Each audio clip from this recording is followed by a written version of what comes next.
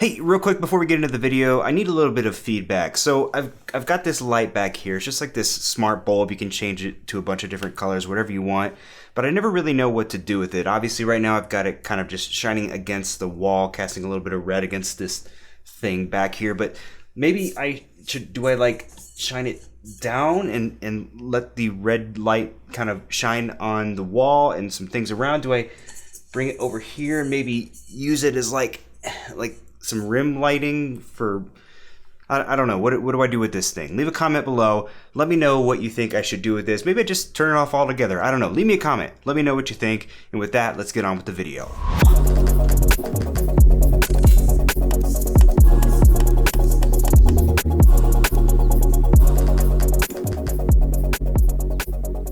I think for now I'll just leave it right there. What's up, ladies and gentlemen, Ryan Hafey with Hafey Digital here, and in this video we're going to be color grading some DJI Mavic 2 Pro footage, but this is not a color grading tutorial. There's so many videos on the internet right now of people talking about, oh, this is how you should color grade footage. This is the order you should do things in. This is what it should look like in the end. But there's so much conflicting information that I have no idea what the right answer is. I've just been going by feel. So either these people are lying about how it's actually supposed to be done, or there really is no right way to do it necessarily, per se, what have you. So instead, I thought I would take you through my color grading process, but then I also wanted to pick your brains. Let's have a discussion about this. How do you color grade footage? What do you think I could do differently to make what I'm about to do look better? Let's figure this out together.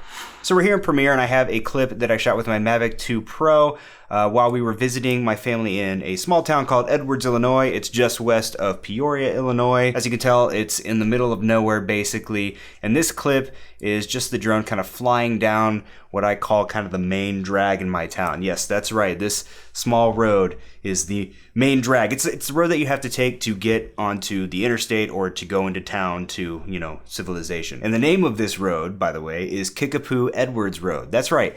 I said Kickapoo, spelled exactly how it sounds. By the way, funny story about this trip related to my drone. I actually crashed my drone while on this trip. I was flying around in sport mode, got a little careless, and flew it into a tree. Anyway, back to the matter at hand. Now, this clip was shot in D-Log, so it is meant to be low contrasty, low saturation. I find that in general, log footage can be difficult to grade, but there's also something about just DJI footage that I found even more tricky to color grade. I don't know what it is, but for whatever reason, it's just a little bit more.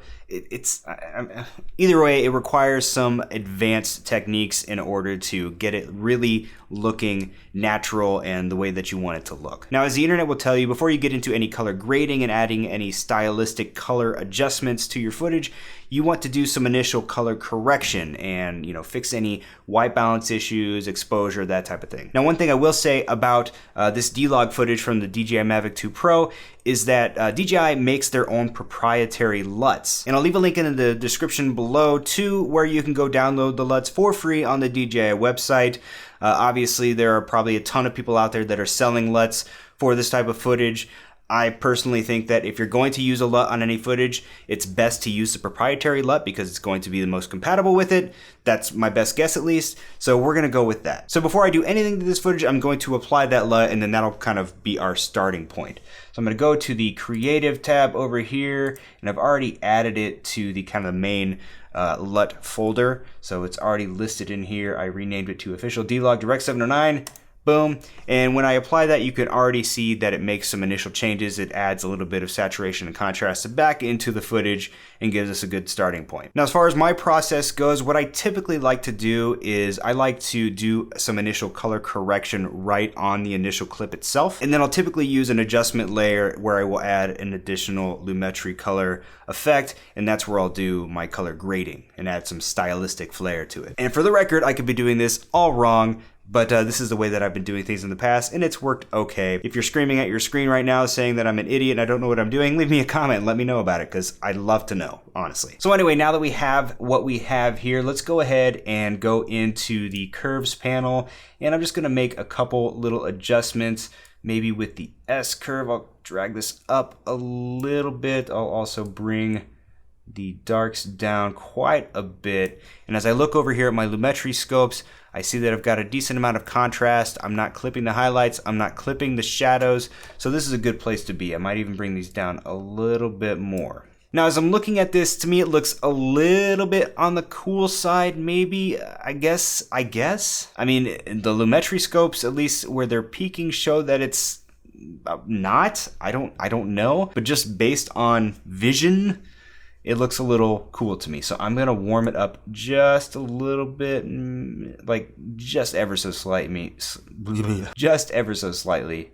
It's about right there maybe. I'm also going to decrease the exposure a little bit. You can see, let me reset the exposure there. You can see that we're a little bit clustered up on the high side. And yes, it is in the day, but you can kind of tell by the shadows that the sun's maybe starting to make its decline into the sunset. The sun's about to set. So anyway, I'm going to bring the exposure down just slightly. I've also heard in the past, by the way, that you're supposed to overexpose log footage. Something about that's where the most of the data is stored, is up in the highlights. So if you overexpose and then bring down the exposure in post, it redistributes some of that extra data maybe to like this. I don't know. Anyway, okay, so we've got the exposure down, and then I'm going to go through and maybe bring the highlights down a little bit. Might even bring the whites down just slightly. Again, because it is a little bit later in the day, I don't want it to look like it's bright, super bright in daylight outside. Blacks I might bring down just a little bit. Maybe more than I thought. I don't want to go too low because, again, I don't want to lose any of the detail in those blacks. I want to keep these scopes from hitting the zero line there. And let's see, let's also adjust the shadows a little bit, maybe go up and down a little bit and see where I like that. Maybe about right there, and then bring the highlights back up just a skosh. And just for fun, let's go back and play it through and see what we're looking like so far. Great. Now, if you turn the adjustments that I've made off and on, you could definitely see that there's a big difference. But to me, as this is right now, it just doesn't look that great. Like, it just, I don't know what it is. I don't know where we're at yet, but so we just got to keep tweaking. But I think this is a good place to start. I would go as far as saying that the color correction portion of this is done, and now we can start to move on to applying some stylistic color grades. So to do that, what I'm gonna do is I've got an adjustment layer over here. I'm going to drag it and put it on top of the clip, and this is where we will do our color grades on this adjustment layer. So with the adjustment layer selected, let's have a little fun with this. So the first thing that I think I want to do is I want to go into the curves panel here. Let me close that. And I think in general, I'm gonna bring luminance down across the board just a little bit. I lied, I'm gonna undo that. And I'm just gonna select kind of the green and yellow areas and bring those down slightly so that that green isn't quite as, it's just not as in your face, it's not as bright. And I think I also want to maybe adjust the hue of those greens just a little bit. I kind of like a little bit more of a subtle brown look there. So I'm adjusting that same color range, and I'm pulling this up just a little bit so you can see off. It's very, very vividly green. Turn on, and it introduces a little bit of that kind of brownish tint to it. From here, I might go in and play with the color wheels. So let's maybe add a touch of blue to the shadows here. Not much though. And then let's counteract that in the midtones with a little bit of orange to orangish red. Maybe? I don't know, what do you think? And then what I want to do is apply a tiny little blue into the highlights just because it looks like some of that, whoops. Let's try that again. There we go, put a little bit of blue in the highlights. And the reason I'm doing that is because when I added some of those oranges and yellows and reds to the midtones, it added some to the sky as well, and those are definitely some of the highlights up there, so I want to counteract that by adding the opposite color into the highlights. All right, so let's turn those adjustments off and on, just off and on. and that was pretty subtle. You know, one thing I forgot to do in the initial grade, so I'm going to turn these color grades off real quick. We're going to backtrack. We're going to go back into our original clip because I realized that I didn't do any saturation adjustments. I want to bump this up.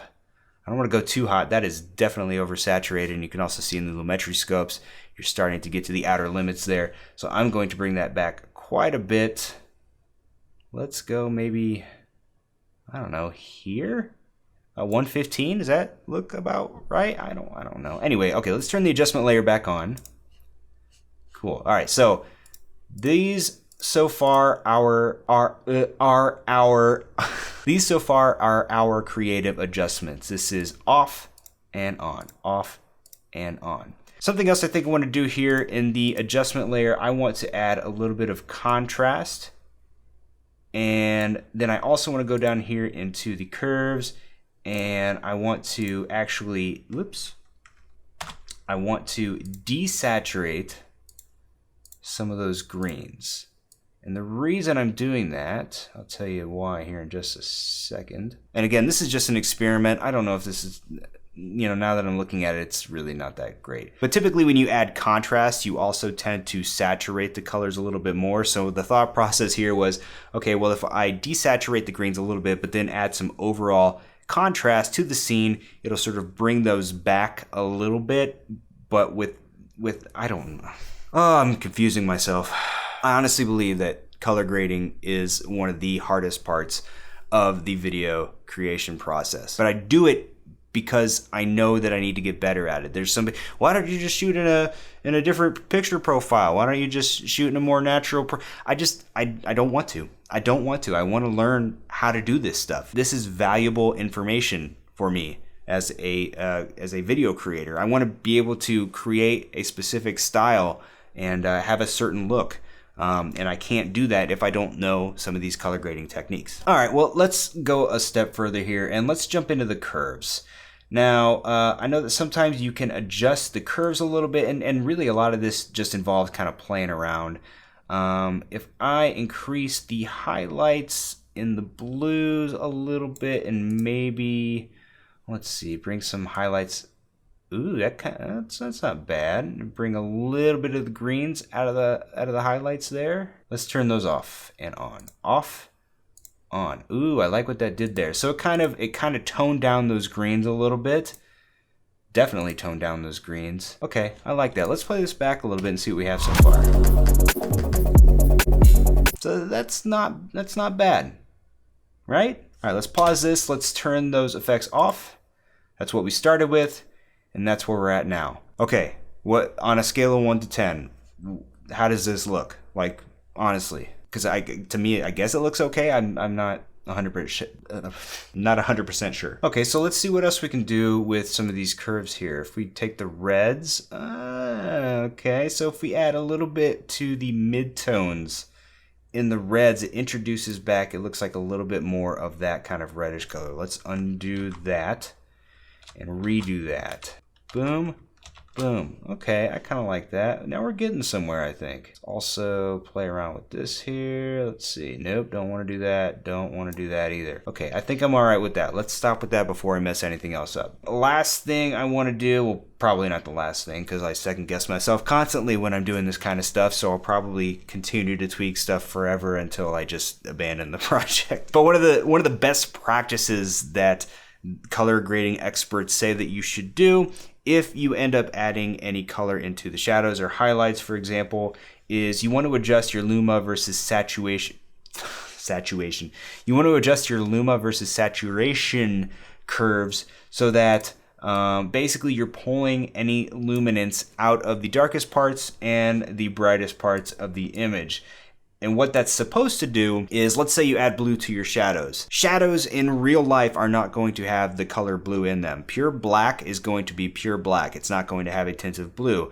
Same thing with the highlights. If you put a little bit of orange in your highlights in real life, it's going to, like anything that's pure white is going to look white. It's not going to look orange. So removing any saturation from the darkest and the brightest parts of the image is going to make those parts of the image look either fully black or fully white. I hope that makes sense. That said, every time that I've done this, I've never really noticed it. So let's see here. We'll turn it off. and on. Off and on. I didn't see anything. Did you? Let's try this. Just for fun, we will just kill these shadows. We'll throw a ton of blue into these shadows. Whoops. What? See, anybody have this problem with lumetri? I don't know. Anyway, all right. Tons of blue in the shadows. Now to me, all right, let's try it. Let's just try it. Turn off and on. Off and on. I can't say that I see a difference. Control Z, Control Z, Control C, Control Z, Control Z, Control Z, Control Z. Oh. Yep, we get it. Okay, good. All right, well, this to me looks okay, I guess. I don't know. Well, anyway, so that's my color grading process. If you're watching this video, you're either saying, okay, I learned a thing or two, or you're saying, wow, what an idiot, he has no idea what he's doing. Regardless of what's going on in your head right now, I'd love to know what your thoughts are. Leave me a comment below. Tell me what you think I did right. Tell me what you think I did wrong. Tell me what you think I could do better, because I gotta figure this out. It's killing me. I just want to be better at it. I want to be a color grading pro. With that, let's call this one done. Thanks for watching. We'll see you in the next one. Bye-bye.